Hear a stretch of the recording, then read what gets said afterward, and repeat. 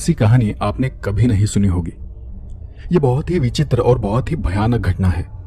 ये घटना मेरी माँ के साथ घटी थी, लेकिन ये कहानी मुझे मेरी दादी ने सुनाई थी, क्योंकि जब वो सब मेरे माँ के साथ हो रहा था तब उनकी नई नई शादी हुई थी और माँ को खुद पता नहीं था कि उनके साथ क्या हो रहा है।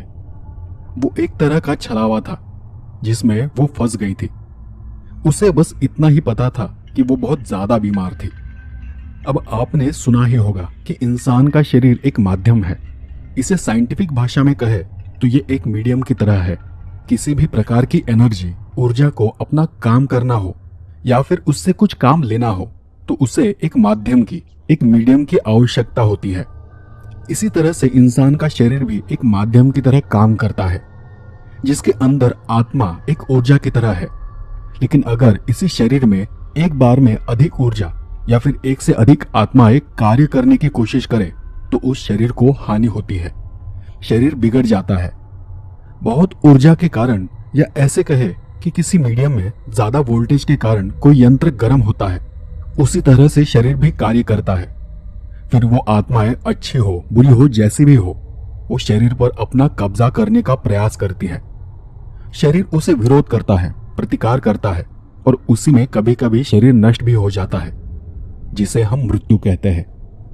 ये इसलिए बता रहा हूं क्योंकि इसका आज की मेरी इस कहानी से संबंध है। तो ये घटना बहुत पुरानी है। मेरे माता पिता के शादी को बस 3-4 महीने हुए थे और शादी के वक्त मेरी माँ की उम्र साधारण 16 से 17 वर्ष थी। उस वक्त हमारे दादाजी का एक बड़ा सा घर था जिसे हम वाड़ा कहते थे, किसी हवेली जैसा। जैसे कि पुराने जमाने में गांव में बड़े बड़े घर हुआ करते थे। वो पत्थर से बने हुए होते थे, खपरेल की छत होती थी और कम से कम 3 से 4 या उससे ज्यादा कमरे होते थे। वैसा ही हमारा घर था। उस घर में एक रसोई घर, सोने और आराम के लिए 2 कमरे और आखिरी कमरे में सामान रखा जाता था, जैसे कि अनाज या फिर खेती का सामान या दूसरा गैर जरूरी सामान, सब वहीं पर पड़ा होता था। अब जैसे कि मैंने कहा कि उस वक्त मेरे माता पिता की शादी हुए बस कुछ ही महीने हुए थे। यह घटना ठीक उसके बाद शुरू होती है। मेरे पिताजी तब एक मिल पर काम किया करते थे, इसलिए वो महीने में बस एक आध बार ही घर आते थे। मेरे दादाजी उस वक्त गांव के सरपंच थे और इसलिए वो खेती वगैरह और बाहर के कामों में ही ज्यादा व्यस्त रहते थे। हुआ ये कि एक दिन मेरी दादी मेरी माँ को लेकर खेतों में चली गई, मतलब काम करने के लिए। उस दिन दोपहर से अमावस शुरू हो रही थी। वैसे उन दिनों की औरतें इन सब चीजों का बहुत ध्यान रखती थी, मतलब अमावस के दिन घर से बाहर नहीं जाना और अगर फिर भी बहुत जरूरत पड़े तो भी बुरी चीजों से अपना बचाव करना। लेकिन काम की वजह से दादी को इतना ध्यान नहीं रहा और वो दोनों दिन भर काम करती रही। इस कहानी में मैंने मेरी माँ और मेरी दादी का उल्लेख माँ और दादी इसी शब्द से किया है। कहीं कहीं ऐसा प्रतीत हो सकता है कि मैं माँ की दादी के बारे में बात कर रहा हूँ, लेकिन उसे मेरी दादी के रूप में ही सुने, क्योंकि ये कहानी मैं मेरे पॉइंट ऑफ व्यू से बता रहा हूँ। तो आगे बढ़ते हैं। माँ और दादी को खेतों में काम करते करते शाम हो गई। हल्का हल्का अंधेरा छाने लगा। दादी ने 3-4 बार मेरी माँ से कहा भी था कि आज ज्यादा कोई दिखाई नहीं दे रहा, लेकिन फिर भी दादी को ध्यान नहीं आया कि आज अमावस है। फिर जैसे ही अंधेरा होने लगा, दादी वही एक कुएं पर अपने हाथ पैर धोने चली गई। तब मेरी माँ चूल्हे के लिए लकड़ियां इकट्ठा कर उन्हें एक साथ बांध रही थी। उसने फिर उन लकड़ियों को अपने सर पर उठा लिया और आगे चलने लगी। 2-4 कदम आगे जाते ही माँ को किसी ने पीछे से आवाज दी, मुझे छोड़कर कहाँ चली बहू, मुझे भी तो अपने साथ ले चल। मेरी माँ ने पीछे क्या है क्या नहीं वो बिना देखे सहजता से कहा, मैंने कब मना किया है, आइए मेरे साथ। अब थोड़ा ज्यादा अंधेरा हो चला था और तब सर पर बोझ होने के कारण माँ ने पीछे मुड़कर नहीं देखा। उसे फिर से किसी ने पीछे से आवाज दी, कैसे आऊं, क्या तुम्हारे सर पर बैठकर चलूं? मजाक मजाक में माँ ने भी कह दिया, क्यों मजाक कर रही हो माँ जी, बैठना है तो बैठ जाओ। मैं इतना तो दमखम रखती हूँ कि आपको उठाकर घर तक ले जाऊं। और तभी माँ को सामने से किसी ने आवाज दी, अरे पगली, अंधेरा हो रहा है, वहां खड़ी खड़ी क्या कर रही है, चल जल्दी जल्दी कदम उठा, फुर्ती दिखा। माँ ने देखा तो मेरी दादी सामने एक पेड़ के पास खड़ी थी और माँ के आने का इंतजार कर रही थी। तब मां ने मुड़कर पीछे देखा। पीछे कोई नहीं था। मां को वो थोड़ा अजीब लगा और वो तेजी से चलते हुए दादी के पास चली गई और उनसे कहा, आप यहां खड़ी है, आप यहां कब आई?" दादी ने हैरान होते हुए कहा, "तेरे सामने ही तो आई। मैंने ही तो तुझे लकड़ियां उठाकर सर पर रखने में मदद की और तेरे सामने ही आगे निकली। पर तू वहां खड़ी क्या कर रही थी?" इस पर मां ने दादी को बताया, "मुझे पीछे से किसी ने आवाज दी। आवाज बिल्कुल आपके जैसी थी, इसलिए मैं रुक गई थी। पर अब देखती हूं तो आप यहां हैं और मेरे पीछे कोई नहीं था।" मां की बात सुनकर दादी के मन में शंका उत्पन्न हुई। हो न हो वहां कुछ अनहोनी हुई थी। इसलिए दादी ने अपने आसपास अंधेरे में देख मां को वो लकड़ियां वहीं नीचे रखने के लिए कहा और लकड़ियां छोड़कर वो दोनों तेजी से घर की तरफ चली गई। कुछ ही देर में वो दोनों घर आ गई और फिर अपने अपने काम में लग गई। अब उस वक्त बिजली ना के बराबर थी, तो घर में मिट्टी के तेल का दिया या फिर लालटेन हर वक्त जलती रहती थी। बाद में मां ने दादी को बताया कि उसके पीठ में बहुत दर्द हो रहा है, सिर भी बहुत भारी लग रहा है और उसे ऐसा अनुभव हो रहा है कि उसका पूरा बदन जैसे कोई मरोड़ रहा है। उस दिन दादाजी हमेशा की तरह खाना खाकर गांव में टहलने चले गए थे। उनका बिस्तर हमेशा ही बाहर रहता था, इसलिए वो कभी भी घर आते और आकर वहीं सो जाते थे। अब सब खाना वगैरह होने के बाद दादी ने मां से कहा, "तुम आराम करो, मैं बर्तन वगैरह धो लेती हूं।" और वो बर्तन लेकर जैसे ही घर के बाहर गई, देखा कि बाहर बहुत घना अंधेरा था। गांव में रहने वाले लोगों के लिए चंद्रमा की हल्की सी रोशनी भी कोई काम करने के लिए काफी होती थी, लेकिन उस रात जरा भी रोशनी नहीं थी। और तब दादी के ध्यान में वो बात आई कि कहीं आज अमावस की रात तो नहीं। और फिर दादी ने अनुमान लगाया कि मेरी माँ यानी बहू जो बोल रही थी वो सही था। उसे कोई आभास नहीं हुआ था, जरूर किसी बुरी शक्ति ने उससे बात की थी। दादी जल्दी जल्दी से घर के अंदर आ गई और उसने माँ को हाथ लगाकर देखा। माँ का शरीर बहुत गर्म हो पड़ा था, बहुत तेज बुखार था। दादी ने तुरंत माँ के लिए बिस्तर लगा दिया और उसकी नजर उतारी। दादी ने रसोई घर से आटा लिया और उसमें पानी की कुछ बूंदें डालकर फिर चावल के कुछ दाने डाले और उस पर नमक डालते हुए माँ की नजर उतारी और फिर उस आटे का गोला बनाकर उसे अंधेरे में फेंक दिया। माँ रात भर दर्द से कराहती रही। उससे रात भर दर्द हो रहा था और वो बार बार ये कहती थी कि अभी भी उसके पेट में, गर्दन में बहुत दर्द हो रहा है, सिर अभी भी बहुत भारी है। पूरी रात भर उसे तकलीफ होती रही। सुबह होते होते उसकी तकलीफ थोड़ी कम हो गई और बुखार भी कम हो गया। अब उस वक्त गांव गांव में डॉक्टर कहाँ होते थे, तो अगले दिन दादी माँ को लेकर तहसील के अस्पताल चली गई। वहां उसकी जांच की और बीमारी के लिए दवाइयां लेकर वो दोनों वापस घर आ गई। लेकिन दवाइयों का माँ पर कुछ खास असर नहीं हुआ। उसी रात माँ को फिर से बुखार ने जकड़ लिया और वो बुखार 2 दिन तक रहा। माँ का बुखार कम ही नहीं हो रहा था। 2-3 दिनों में उसकी हालत और भी खराब हो गई, इतनी कि उसे उठने में और चलने में भी तकलीफ होने लगी थी। और अगर वो उठकर कहीं जाती भी तो वो ऐसे चलती जैसे उसके पीठ पर भारी बोझ रखा है। वो हर वक्त झुककर चलती थी। अब माँ की तबीयत देखकर दादी की भी हालत खराब हो गई। उसे डर लगने लगा कि कहीं इस बच्ची के साथ कुछ बुरा न हो जाए। दादाजी भी दादी की उस वक्त थोड़ी बहुत मदद किया करते थे, लेकिन वो ज्यादातर बाहर होने के कारण उन्हें घर में क्या चल रहा था वो ठीक से पता नहीं था। उन्हें सिर्फ इतना पता था कि बहू थोड़ी बीमार है। इसलिए फिर दादी ने गांव के एक आदमी के हाथ अपने बेटे को यानी मेरे पिताजी को संदेशा भेजा कि गौरी की तबीयत खराब है, तुम जल्दी से घर आ जाओ। उसके अगले ही दिन शाम तक पिताजी घर आ गए और फिर वो माँ को जिले के बड़े अस्पताल लेकर गए। वहां माँ की जांच हुई और जांच के दौरान उसकी पीठ की हड्डियों को दबा हुआ पाया गया। डॉक्टर ने कहा कि यह बार बार पीठ पर बोझ उठाने के कारण हुआ है, लेकिन माँ के साथ ऐसा कुछ नहीं था।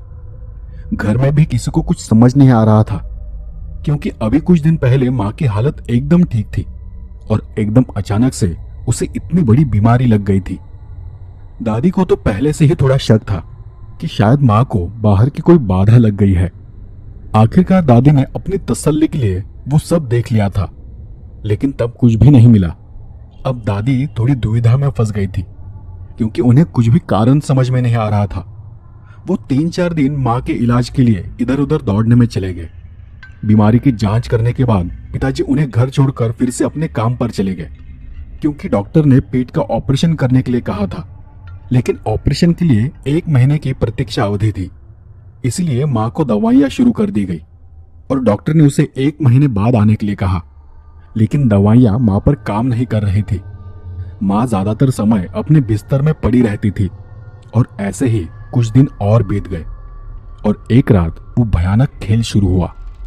रात को दादी सो रही थी कि उन्हें बीच रात एक धीमी हंसने की आवाज सुनाई दी। दादी ने उठकर देखा तो मेरी माँ का मुंह दूसरी तरफ था। दादी ने उठकर बाहर जाकर भी देखा। दादाजी बाहर आंगन में सो रहे थे। दादी वापस घर के अंदर आ गई और आकर अपनी जगह पर सो गई। लेकिन रात में 3-4 बार ऐसा हुआ कि उसे हंसी की आवाज सुनाई दी। उस आवाज से उसकी नींद खुल गई। वो जब भी आंख खोलकर देखती तो आसपास कोई नहीं होता था। दादी ने इस पर ज्यादा ध्यान नहीं दिया, लेकिन दादी के मन में एक विचार ऐसा भी आया कि माँ को कुछ दिनों के लिए अपने घर भेज देना चाहिए। शायद वहां जाकर उसे बेहतर महसूस होने लगे। इसलिए दादाजी से कहकर अगले दिन सुबह ही दादी ने माँ को उसके घर भिजवा दिया। मायके आने के 2 दिनों के भीतर ही माँ बेहतर हो गई। दर्द एकदम से कम हो गया और वो बेहतर महसूस करने लगी। इसलिए माँ ने ससुराल में संदेशा भेजा कि वो अब बेहतर महसूस कर रही है और वो 1-2 दिन में वापस आ जाएगी। 2-4 दिन में माँ वापस चली गई। अब ये सब शुरू हुए 10 से 12 दिन बीत चुके थे और पूर्णिमा के 1-2 दिन पहले माँ घर लौट आई थी। घर आने के कुछ ही घंटों में वो फिर से कमजोर पड़ने लगी। फिर से उसकी पीठ में और कंधे में दर्द शुरू हो गया। फिर से सिर दुखने लगा। अब दादी को ये नहीं पता था कि उनके पीछे खेत में कुछ बुरी शक्तियां उसके अंदर घुस गई है और वो शक्तियां नहीं चाहती थी कि माँ अपने मायके में रहे और इसलिए वो बुरी ताकतें माँ को वापस घर ले आई है। उस रात माँ और दादी हमेशा की तरह एक ही कमरे में सो रही थी। आधी रात में दादी को कदमों की आहट सुनाई दी, जैसे कोई उनके आसपास चल रहा है तो कभी दौड़ रहा है। दादी ने 2-3 बार उठकर देखा भी, लेकिन वहां कोई नहीं था। उन्होंने अंधेरे में आवाज भी दी, बहू बहू क्या दर्द हो रहा है? लेकिन माँ ने उन्हें कोई जवाब नहीं दिया। वो बस उनके दर्द से कराहती रही। अब दादी का शक और गहराता गया कि जरूर यहाँ कुछ तो गड़बड़ है, पर उसके पीछे का असली कारण पकड़ में नहीं आ रहा था। दादी को उस रात भी काफी बार महसूस हुआ कि कोई उसके इर्द गिर्द चल रहा है, उसके आसपास मंडरा रहा है, पर जब भी वो देखती उसे वहां कुछ भी नजर नहीं आता। जब भी वो अपनी आंखें खोलती वहां कुछ था जो उसकी आंखों के सामने से ओझल हो जाता था। पीछे देखती तो बहू अपनी जगह पर होती थी। फिर काफी देर बाद दादी को अपने कान के पास कुछ हलचल सी महसूस हुई और एक हल्के स्पर्श से वो झट से उठकर बैठ गई। देखा तो बहू अपनी जगह पर लेटी हुई थी और लेटे लेटे एक तरह की आवाज कर रही थी।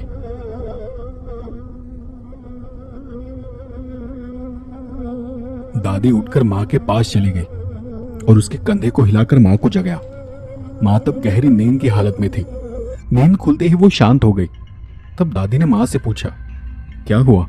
कहीं तुम्हारी तबीयत बहुत ज्यादा खराब तो नहीं? माँ ने कराहती हुई आवाज में पूछा। क्या हुआ माँ जी?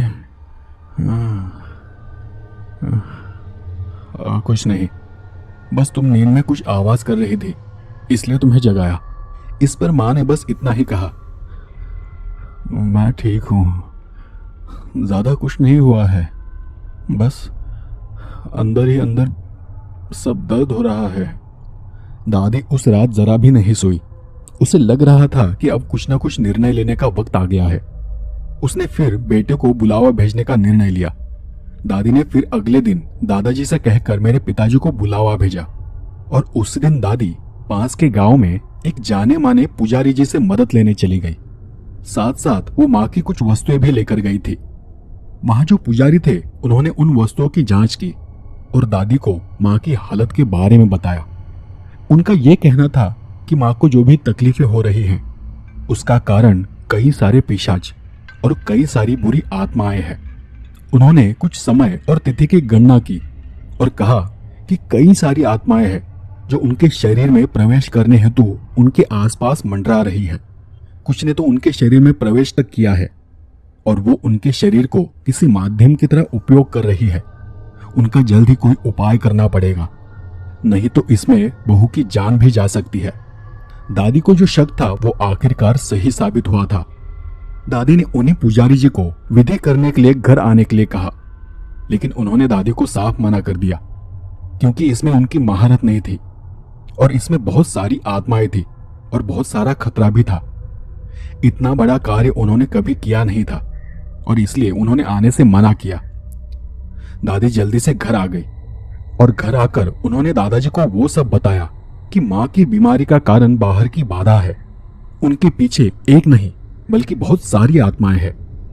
दादाजी भी उन सब चीजों में थोड़ा बहुत विश्वास रखते थे और ये भी बताया कि पुजारी जी ने यह विधि करने से मना किया है और यह कार्य करने के लिए किसी जाने माने तांत्रिक या बहुत ही जानकार आदमी की जरूरत है। इसलिए दादाजी ने दादी को बहू का ख्याल रखने के लिए कहा। उनके जान पहचान के एक व्यक्ति थे जो कि उनके अच्छे दोस्त भी थे। दादाजी तब उन्हें लाने दूसरे गांव निकल पड़े। उनका दोस्त भी इन सब चीजों को देखता था। तंत्र मंत्र, जादू टोना, करनी, बाधा ऐसी तकलीफों से आराम दिलाता था। अब दादाजी को जाकर बहुत समय हो गया था। अंधेरा हो रहा था और अब तक वो वापस नहीं आए थे। दादी ने हमेशा की तरह सारा काम खत्म कर लिया और घर में दिए जलाए। भगवान के सामने भी दिया रखा और भगवान से प्रार्थना की। और ये सब होने के बाद वो अपने सोने की तैयारी करने लगी। मां ने बीमारी की हालत में भी दादी की थोड़ी बहुत मदद की और फिर वो दवाइयां खाकर बिस्तर में सो गई। दादी ने मां के सोने का इंतजार किया और जब मां बहुत गहरी नींद में चली गई तब दादी ने एक बार मां के पास जाकर देखा। उसकी आंखें बंद थी, वो बस दर्द से कराह रही थी। फिर दादी ने लालटेन की रोशनी थोड़ी कम कर दी और वो रसोई घर में चली गई। वहां से दादी अपने हाथों में आटा भर कर लाई और उसे उस कमरे में सब तरफ फैला दिया। कुछ दिनों से वो कमरे में यहां वहां चलने की आवाज सुन रही थी, इसलिए अब वो देखना चाहती थी कि वहां कौन आता है। अगर कोई वहां होगा तो आटे पर उसके चलने के निशान जरूर आ जाएंगे और इसलिए अंधेरे में उसने पूरे कमरे में वो आटा फैला दिया। फिर वो धीमे से बिना आवाज किए अपने बिस्तर में जाकर सो गई। दादी वैसी ढीठ थी, वो ऐसी चीजों से इतना नहीं डरती थी। धीरे धीरे रात आगे सरक रही थी, लेकिन दादाजी अभी तक नहीं आए थे। दादी ने हर दिए में लालटेन में तेल भरा था ताकि वो रात भर जलते रहे। पूर्णिमा की रात नजदीक आ रही थी, इसलिए बाहर अच्छा खासा प्रकाश था। उस दिन वातावरण भी बहुत गहरा शांत था। अगर कुछ सुनाई पड़ रहा था तो वो बाहर दूर कहीं से आती हुई कुत्तों की आवाज थी और झिंगुरों की आवाज थी। दादी ने अपने बिस्तर के नीचे एक डंडा छुपा कर रखा था और वहां लेटे लेटे मन ही मन में वो भगवान से प्रार्थना कर रही थी कि इसका उपयोग करने की नौबत ना आए।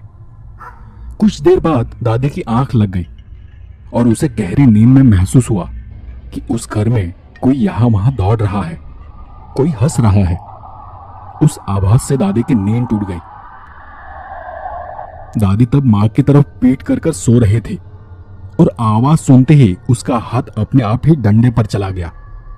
दादी ने डंडे को कस कर पकड़ लिया और बिना पीछे देखे उसने ऊंची गंभीर आवाज में कहा, कौन हंस रहा है? बहू, क्या ये तुम हो? अगर तुम हो तो सो जाओ, बहुत रात हो गई है।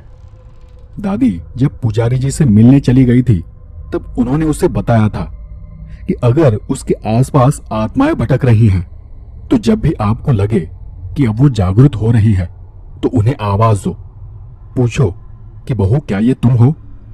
अगर वहां दूसरा कोई होगा तो वो तुम्हारे सवाल का जवाब जरूर देगा। दादी की आवाज से सब फिर से शांत हो गया। वह सब शांत होने के बाद दादी ने अपनी करवट बदली और अपना मुंह मां की ओर किया। तब मां भी दूसरी तरफ मुंह कर कर लेटी हुई थी। सब कुछ शांत होने के बाद दादी ने फिर अपनी आंखें बंद की। अब दादी ने आंखें जरूर बंद कर ली थी, लेकिन वो सोने के लिए नहीं, वो अपने आसपास की आहट को सुनना चाहती थी। दादी का पूरा ध्यान बहू की तरफ था और वहां से आती हुई बारीक से बारीक आवाज पर था। कुछ ही देर बाद दादी ने फिर वो हल्की सी आवाज सुनी। दादी ने झट से अपनी आंखें खोली और माँ की तरफ देखा। माँ का सिर किसी मशीन की तरह हिल रहा था। दादी ने गुस्से में आवाज दी, बहू, क्या ये तुम हो? शांति से सो जाओ, बिल्कुल भी आवाज मत करो। दादी की आवाज के बाद माँ की आवाज आनी बंद हो गई, लेकिन उसका सिर तब भी हिल रहा था। दादी ने फिर से डंडे पर अपना हाथ कसा। उसे अंदर ही अंदर महसूस होने लगा था कि अब कुछ तो होने वाला है। दादी का ध्यान पूरा माँ की तरफ था, उसकी हर एक हरकत पर था। और तब दादी ने अपने पीछे से कानों के पास एक आवाज सुनी। मैं हूं। आवाज सुनते ही दादी का शरीर एकदम से ठंडा पड़ गया, लेकिन उस हरकत के बाद दादी ने फुर्ती से बिस्तर के नीचे रखा डंडा बाहर निकाला और उठकर पीछे देखा तो पीछे कोई नहीं था। बस लालटेन की पीली हिलती रोशनी दीवार पर पड़ रही थी। इस बार दादी थोड़ी घबरा गई, लेकिन वो इतनी कमजोर भी नहीं थी कि ऐसी चीजों का सामना न कर सके। उसने अपने पास रखी लालटेन को हाथ में लिया और अपने आसपास देखा। वहां देख दादी के होश उड़ गए। वहां हर तरफ पैरों के निशान थे। नीचे फैलाया आटा पैरों के निशानों से भरा पड़ा था। इतना ही नहीं, वो निशान घर की दीवारों पर भी बने थे, उल्टे सीधे, हर तरह के। हर तरफ बस पैरों के निशान थे। दादी ने फिर अपने पीछे देखा तो मां अब अपने बिस्तर में नहीं थी। अब तो दादी उठकर खड़ी हो गई और यहां वहां देखने लगी। तब दादी ने देखा कि मां ऊपर दीवार पर उल्टे पैर चल रही है। वो अपने शरीर को झुला रही है। दादी ने डंडा हवा में ऊपर उठाया और फिर से ऊंची आवाज में कहा, बहू, नीचे उतर आओ। ये तुम नहीं हो, नीचे उतरो।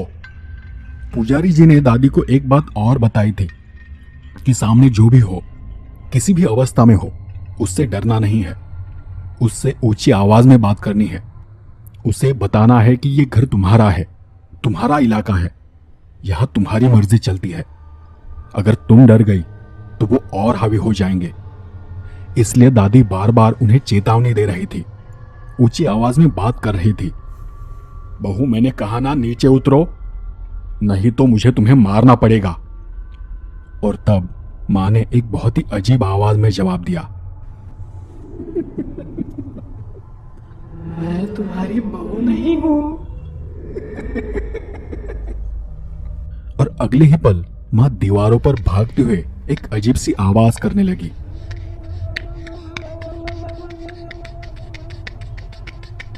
वो दादी के इर्द गिर्द भाग रही थी। वो अजीब सी आवाज थी और अजीब ढंग से हंस रही थी। दादी ने डंडे को कसकर पकड़ रखा था और वो कमरे के बीचों बीच खड़ी थी। पैरों के निशान से वो कमरा सफेद पड़ गया था। दादी ने जो बन सका वो सब किया था। दादी बस दाएं बाएं सिर घुमाकर उसे देख रही थी। दीवारों पर भागते हुए वो दादी के पीछे चुपके से आकर फिर उसी अजीब आवाज में कहती थी, उस आवाज ने दादी के साहस को चकनाचूर कर दिया था। न चाहते हुए भी वो अब कांपने लगी थी।